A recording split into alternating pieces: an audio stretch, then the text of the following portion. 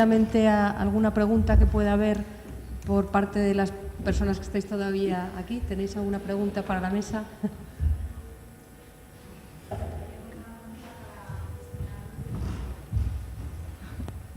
Hola, quería preguntarte, el repositorio que vosotros gestionáis es producción propia, lógicamente vuestra, y con esa producción propia cubrís todo el espectro de necesidades de información de todos vuestros usuarios.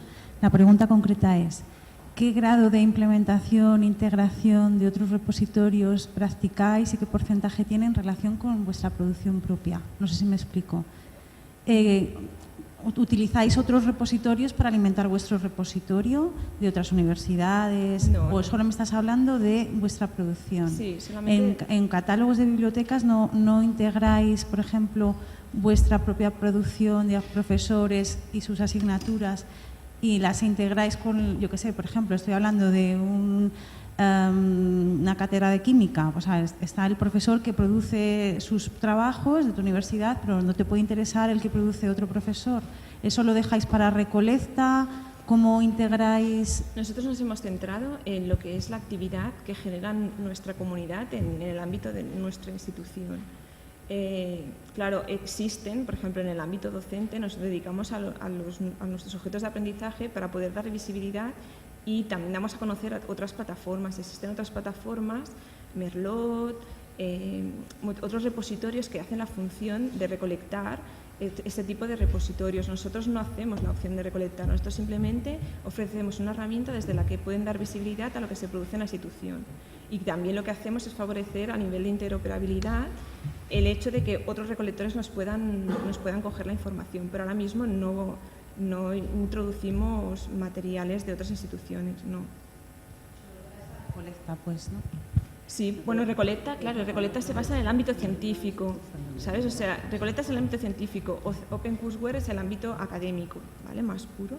Y luego hay otros repositorios como son Merlot o otras iniciativas internacionales o Globe que lo que hacen es recoger a nivel internacional, igual que Driver, o que es a nivel europeo, pues existen estas otras que son basadas en objetos de aprendizaje. Hay que separar dos cosas. Una cosa es la producción científica, que sí que tenemos, por ejemplo, en los repositorios institucionales una parte, y luego también tenemos esta parte va a Recolecta, que es el español, y de aquí va a Europa, que es el Driver, y otra cosa es la parte docente. Lo que pasa es que en los repositorios institucionales lo que hace la institución es recoger toda la actividad, claro, tanto la docente como la de aprendizaje, pero que recoja toda la actividad no quiere decir que toda vaya a parar a los diferentes recolectores, sino que Recolecta coge la parte científica.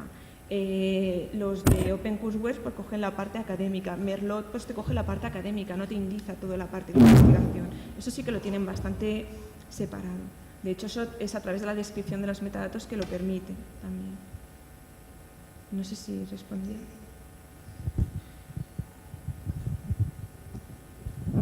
¿Alguna pregunta más de los jóvenes futuros periodistas? Yo quería plantear alguna. ¿Hay algún estudio para ver hasta qué punto los diarios digitales o la prensa accede a estos repositorios científicos? Bueno, vamos a ver. Nosotros en Dialnet, he intentado además hacerlo en formato zip antes, tenemos bastantes estadísticas y podemos tener información de más o menos qué instituciones y sobre todo por zonas acceden a la información. De hecho, antes ha hecho referencia un poquito por encima Cristina, bueno, las dos Cristinas y también antes también en Remedios, la visibilidad científica es quizá uno de los aspectos más importantes.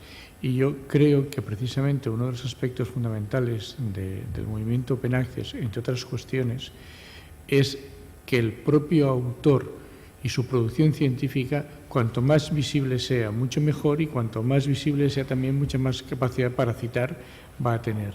Entonces, precisamente nosotros en Dialnet lo que intentamos cada vez más es tener estadísticas no solamente por revistas, por libros, por artículos, también por autores, para que sepan desde dónde cada vez más es consultado. Porque en el tema que antes también se ha comentado un poco respecto a los índices de impacto, el tema de CIR, el catálogo integrado de revistas científicas, que junto con el grupo de Evaristo Jiménez, Elea y demás, hemos recogido también ahora en Dialnet y se puede consultar. Al final, lo que te está dando es una información de dónde cada uno de los autores está publicando y dónde está esa calidad de su producción, y por tanto también darle información al autor, como decía antes, de dónde se consulta, porque sí que se miden diferentes índices y diferentes sistemas en cuanto a la calidad, pero hoy en día, por lo menos que yo tenga información, no se está midiendo todavía el tipo de descargas que se hacen desde Internet. Por eso es muy importante no solo la cantidad, sino también la calidad. Y poco a poco nosotros vamos a dar información a las instituciones y también a los usuarios y a los autores directamente, de donde proviene a través precisamente, sobre todo, de las IPs. Bien, muchas gracias. ¿Alguna pregunta más? Una pregunta al común de la mesa. Como usuaria de repositorios, yo muchas veces lo que tengo es el problema de la recuperación de la información. Sé que algo está, porque me consta que está, pero si no conozco a ninguno de los autores o la idea de cómo recuerdo el título no es exacta, pues a veces tengo dificultades. ¿Cómo veis vosotros que se pueden ir encajando esos problemas de recuperación para que pasen de ser unos archivos a unas bibliotecas, ¿no?, en las que pues, las estrategias se multiplican? Porque a mí me parece muy interesante la política de guardar para difundir, pero después de que ya hemos asegurado que está guardado, hay que insistir en la difusión, ¿no? Entonces, por ejemplo, en Recolecta pasa también igual, que como no conozcas exactamente el término que aparece en el título, pues no vas a encontrarlo. Eso en el ámbito de las ciencias biomédicas o las ciencias experimentales no es tan grave, pero en el ámbito de las ciencias sociales y las humanidades, la posibilidad de que la obra se titule, yo siempre pongo el ejemplo a los alumnos, El laberinto inextricable de un romántico liberal, y que hable de Larra, pues pasa con frecuencia, porque se tiende a poner unos títulos que no son representativos del contenido de la obra, sino que son expresivos de una voluntad a veces creadora. ¿Cómo lo veis eso?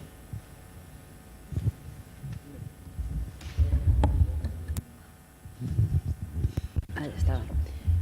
Bueno, yo antes de darte mi opinión sobre lo que has dicho de que los repositorios deben ser bibliotecas digitales. Los repositorios no deben ser bibliotecas digitales, deben cumplir su papel. Y otras cosas, porque las bibliotecas digitales tienen su papel, que además utilizan otros recursos fuera de lo que son la propia producción de la institución, porque el interés uno de los intereses de los repositorios, aparte también de lo del tema de datos y todo eso, es construir servicios con esos contenidos. Entonces, en un mundo ideal, pongamos que todos los repositorios, o sea, si no todas las instituciones tuvieran repositorios, sí pudieran estar en repositorios. Tendríamos toda la producción científica y académica de todo el planeta, por decirlo de alguna manera.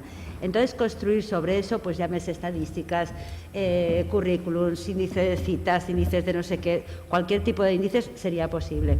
Entonces, en ese aspecto. Luego, el tema de lo de las búsquedas depende de la plataforma que utilices. Yo, por ejemplo, lo que más conozco es DSpace, y DSpace te permite por lenguaje, o sea, por búsquedas a texto completo si está el texto completo. Entonces, necesariamente no es un lenguaje controlado, con lo cual la recuperación, pues sí, a veces se busca en palabras clave y se asignan así un poco raras, pero en principio yo eso no lo veo tanto problema. O sea, el problema lo veo a lo mejor de la normalización entre repositorios, el criterio común, o sea, las directrices para llegar a un consenso en cuanto a ese tipo de, o sea, por ejemplo, la versión de estadísticas o lo de autores, pero en principio lo de los términos de búsqueda, vamos, yo no me he encontrado con ello.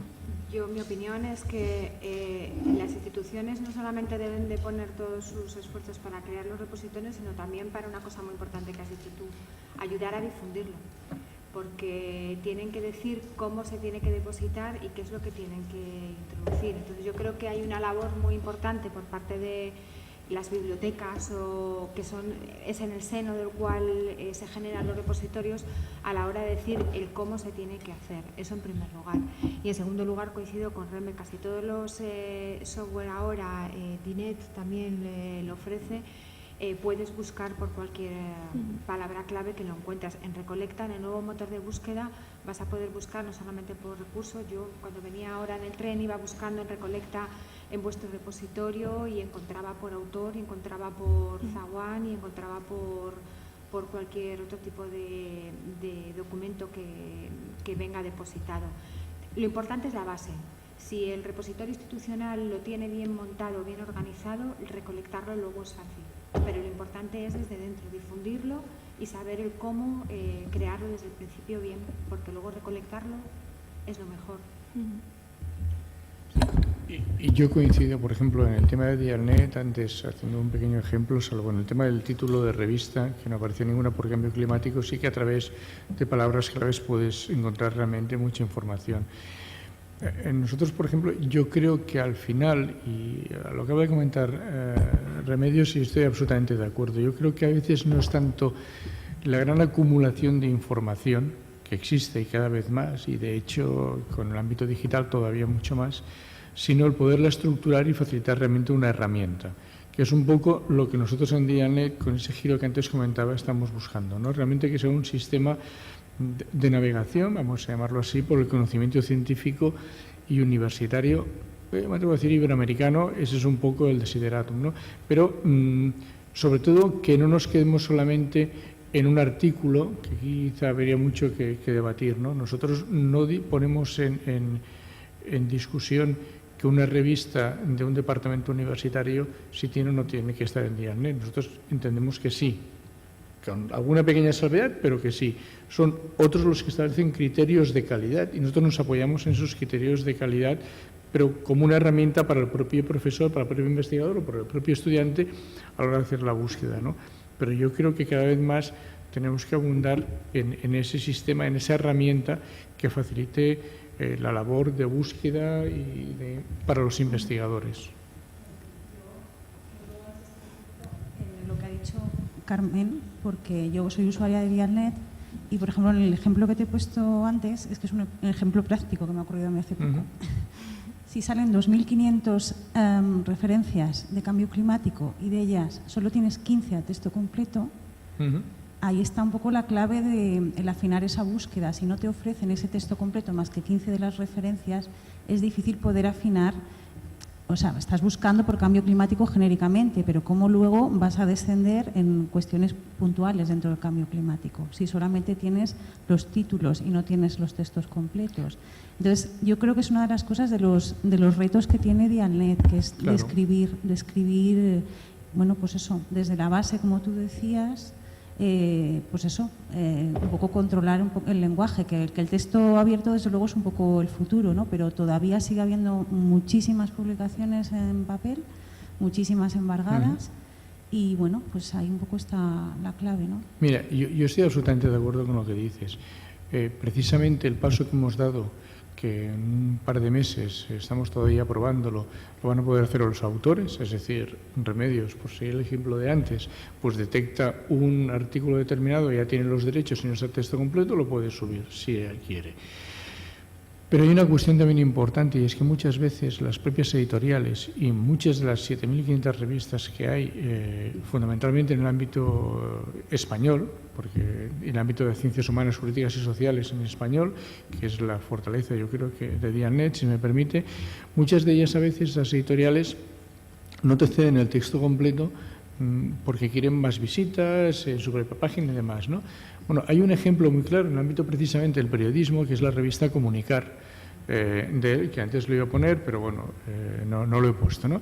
Es un ejemplo clarísimo donde es una revista que tenemos a texto completo, nosotros en Dialnet, que está a texto completo también en la propia editorial, en propios repositorios, y el impacto, un día se lo comentaba Ignacio Aguadet, y el impacto que está teniendo es brutal. Por lo tanto, el tenerlo en muchos sitios, en diferentes sitios a texto completo, no excluye. Yo creo que suma y cada vez suma más. Por lo tanto, ¿qué es lo que sucede? Que muchas veces una persona puede buscar un término, vuelvo a lo que decía antes Remy, determinado, que está en un número de la revista Comunicar, y si uno no sabe que está en esa revista no va a llegar, y a través de estas palabras claves puedes llegar. Por lo tanto, yo creo que hay una labor muy larga que hacer en relación con todo lo que se ha comentado aquí, por esa ese interés que deben mostrar también las editoriales para que los textos completos lo estén y en cuantos más sitios mejor. Es decir, yo creo que esa es una parte, a mí me parece intrínseca de la filosofía, del corpus fundamental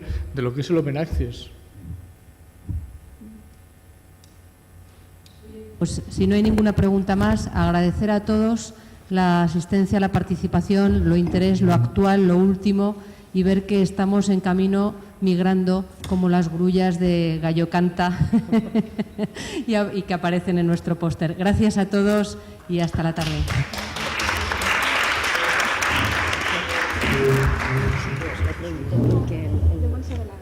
La imagen esta.